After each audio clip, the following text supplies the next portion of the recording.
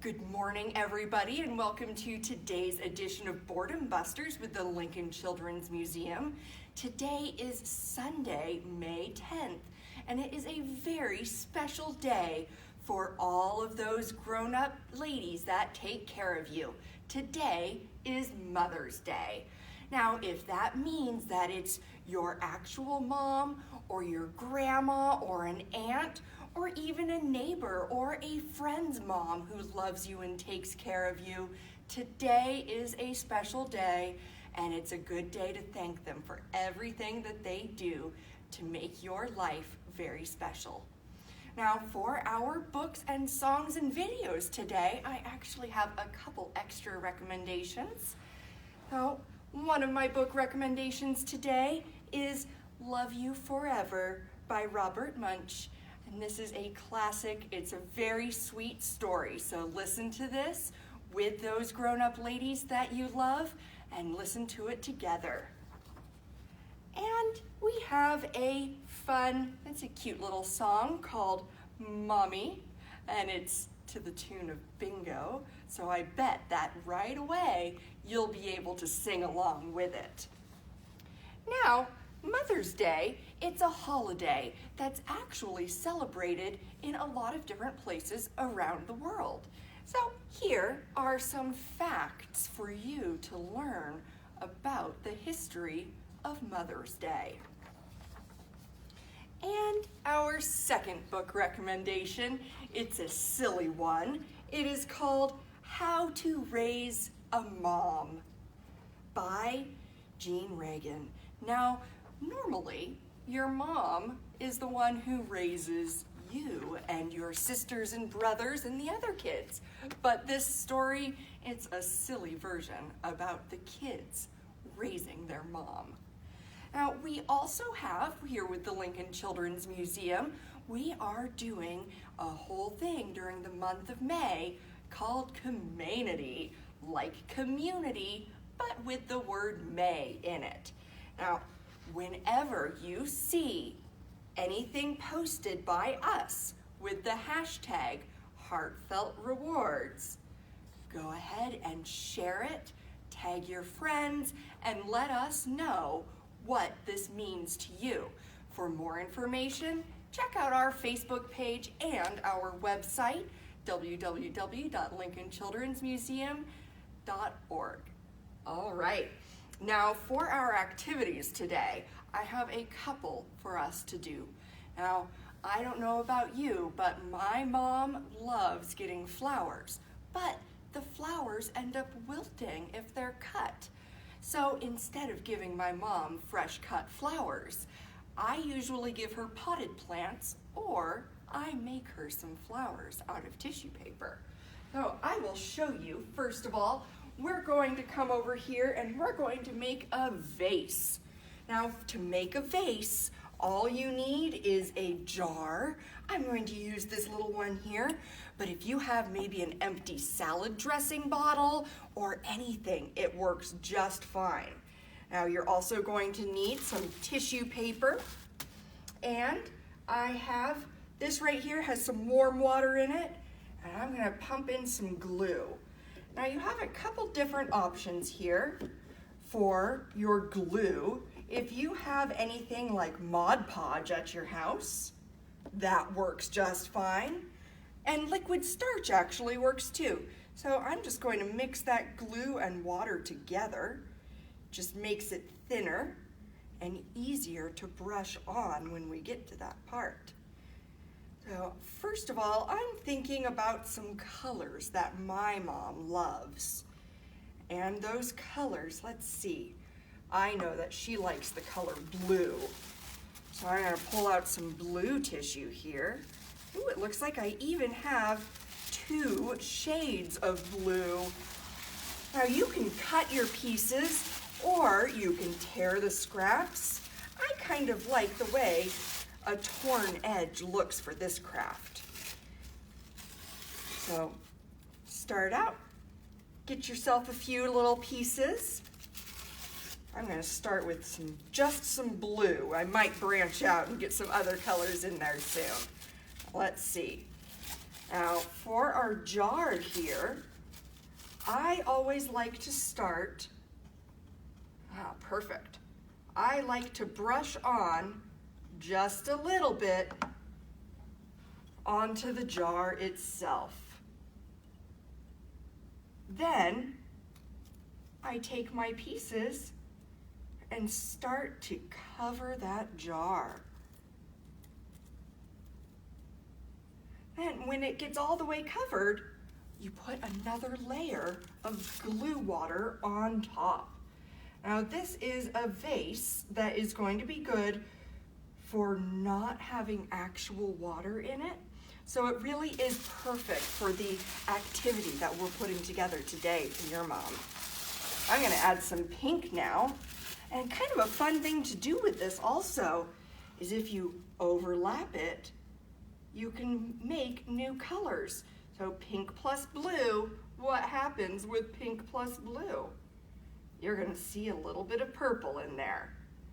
And just keep going all the way around your jar until your jar is covered in tissue. So there's the beginning of mine. I'm gonna have to finish this one up later. Now, as always, I have my wet towel here to clean my fingers off before moving on. Now I'm going to show you how to make some flowers to go in that vase. So here are some examples. As you can see, you can choose any color. Now I'm going to go with some oranges and yellows here today. So tissue paper, I usually cut mine into 6" by 6" squares, but you can do it. There are other sizes that you can do too. I have had some fun making them very small. Of course, you need to have pretty good motor skills if you are making it so small, but I also have made them even bigger. So here are all my squares. I'm just stacking them up together in the pattern that I like. Now I started with dark orange and went with golden and kind of a lighter yellow, then a bright yellow, a golden orange, and a dark orange. I just get those lined up like that. If it's not perfect, that is okay. Now you need to do your accordion fan fold. So I fold up the edge just a little bit. Now the smaller you make these folds, the fluffier your flower will be. But of course, not all flowers are very fluffy. So now that I folded the first one, flip it over, fold it again, flip it over, fold it back, flip it over, fold it back, flip it over, fold it back, and again, it looks like I'll be able to get one more after this. Flip it over, fold it back, flip it over, fold it back. All right, so now you can check and make sure you've done it right. That if it can kind of undo like this, like an accordion, then you're good. If you find that it looks more like this when you open it, go back and try again. You'll get it the second time around. So now that I have this nice folded accordion fan here, I'm gonna choose a color for my stem. Now I have these different pipe cleaners here. Now I could go with a classic green, but I think that a yellow stem would look really nice on this orange and yellow flower. So put your flower on the pipe cleaner like this, fold the top down. So now it's inside. Then hold the middle, hold this part here, and twist it around and around and around and around. Now it's connected. All right, now this step is optional, but I think it makes it look pretty neat. Take your scissors and you can trim the ends. So right now, if I were to open this flower right now, the edges would look kind of like these rainbow flowers here. But you can do a rounded edge like the purple one has. Let's see, ooh, and then this pink and blue and purple one here has a pointed petal. Now, if you want a pointed petal, which I think I do for this orange one, just cut a diagonal going like this. It can be tricky to cut through all those layers of tissue. Now make sure to watch your fingers, and if you need some help, I bet that a grown-up can help you cut that. So there we go. I cut that edge. Now it's time to open it.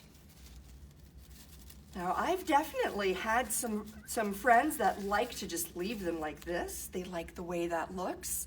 I'm gonna fold mine out just a little bit. Now, I lick my thumb just a little bit to get it a little bit wet. So I can grab just one layer, and very gently I work my way around and around. And there's my first layer of petals. And do it again. There's my second layer. And this part can be pretty tricky. You have to have a very gentle touch. If you pull too hard, that tissue paper will tear. Let's see. I've only got a few more layers left on this side. Let's see how it looks. There's that bright yellow layer. And it really does help to get just a little bit of moisture on your finger before you try to pull it apart. Let's see. So there is half of my flower all poofed out. Now, when I do the other side, it will look great in this bouquet. Then, when you have as many flowers as you would like, and your jar is dry, now, even if it's a shorter jar, that's okay. You can fold those up and stick those in there like that and give your mama a bouquet of flowers that she will get to love and cherish for a very long time. They will never wilt. Now, I would like to go back and revisit those flowers that I put in colored water yesterday. Now, here we are. Remember yesterday, these daisies were white, but what happened? They slurped up that water. The blue one, you can really tell. But look at that. You can see where that water went up into its petals as it has turned blue. So you can see what you couldn't see before. If we had used clear water, just regular water, the flower would just look normal, but it's blue. Now, a pretty fun thing to do is to open up these flowers and look inside. Now, something I think is interesting here, actually. I put this one into orange water, but all I see in the color around the tips is yellow, and then red is only showing up in the very middle. So remember, orange is yellow plus red. Now let's see here. I'm going to pull apart one of these flowers, but I haven't decided which one yet, because I think that they all look really cool, and I kind of want to keep all of them. Let's see. There we go. Because a flower has a lot of different parts inside of it. Now, even flowers that are different from each other. Think about a rose. A rose and a daisy, we know they're both flowers, but they look different. And lilies. Lilies look different too, but they're all flowers. Let's see. You know, since I have two red ones, I might pull apart a red one. I love that green one. Look how much color went up into that flower. This is a fun project. It takes a day. You know, if you leave it in for even longer, it might get even more colorful. Let's see. I'm going to cut apart this one. So this one was in the orange water. Now, first of all, you can tell there's the petals, and that middle part, that's where the pollen is. And the pollen has to go from flower to flower so that the plant can make seeds. And do you know how that happens usually? Bees or ants, any kind of bug that crawls across will pick up that pollen by accident and carry it to another flower. Now, what else is in here? Let's see. I'm going to pull off these petals so I can look in there. Let's see. Now, if you have a lily, you can really see what's going on in there. But of course, ask first before you start pulling apart some flowers, especially if they're ones that someone gave your mom for Mother's Day. All right. Now look at that. I'm noticing that each little bit here, they all stick up on separate little stem things. And underneath there, well, what's under there? So it actually looks like with the daisy, if you have a magnifying glass, you could probably see that each one of those little things there is kind of like a tiny flower. And inside there is where the nectar is, and the pollen is up top. Now, flowers produce nectar, not because it's useful to them, but because it attracts those insects there, so that the insects will move their pollen around to other flowers. And then down in here, this is actually where some interesting stuff is. Right now it looks like we've taken care of all that interesting stuff and all we have left is just a little lump. But inside that little lump is where the beginnings of the seeds are located. So at the end of its life, now this one was nice and fresh when it was picked, but if you have a plant and the flower is starting to wilt while it's on the plant, look in that area and see if you can see some seeds starting to grow. Now, I hope that you all have been enjoying Read Aloud Lincoln's story times every day at 10 o'clock and many days at 9:30 as well. Make sure to check out their Facebook page for their schedule of when your favorite librarian will be reading you stories and doing activities with you. And I'll be back tomorrow at 10:30 for another edition of Boredom Busters. But first, I have a joke.